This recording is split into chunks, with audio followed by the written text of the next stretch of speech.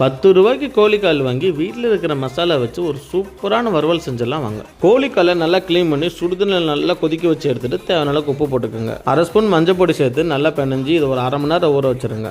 சேனலை சப்ஸ்கிரைப் பண்ணிட்டு பாருங்க. கடாயில் கொஞ்சம் எண்ணெய் சேர்த்துக்கோங்க. எண்ணெய் சூடானதும் கைப்பிடி அளவுக்கு வெங்காயம் கருவேப்பிலை சேர்த்து நல்லா வதக்கி விட்டுருங்க. வெங்காயம் கண்ணாடி பதம் வந்ததுமே இஞ்சி பூண்டு பேஸ்ட் சேர்த்து நல்லா மிக்ஸ் பண்ணிடுங்க. இஞ்சி பூண்டு பச்சை வாசனை போனதுமே ஊற வச்ச கோழிக்காலை சேர்த்து நல்லா கலந்து விட்டுருங்க. வறுவலுக்கு தேவையான மசாலாவும் சேர்த்துடலாம். 1 ஸ்பூன் சிக்கன் மசாலா சேர்த்துக்கலாம். 1 ஸ்பூன் காஷ்மீர் மிளகாய் பொடி, 1 ஸ்பூன் மல்லி பொடி, 1 ஸ்பூன் கறி மசாலா பொடி சேர்த்து நல்லா மிக்ஸ் பண்ணிடுங்க. மசாலா நல்லா ஒட்டுற மாதிரி ஒரு 2 நிமிஷத்துக்கு கிளறி விட்டே இருங்க.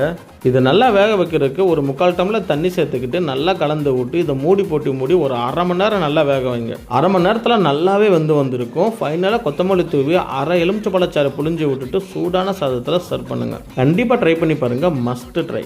இந்த வீடியோக்கு லைக் கொடுத்துட்டு உங்கள் ஃப்ரெண்ட்ஸ் அண்ட் ஃபேமிலிக்கு ஷேர் பண்ணிடுங்க. நம்ம சேனலை சப்ஸ்கிரைப் பண்ணிடுங்க.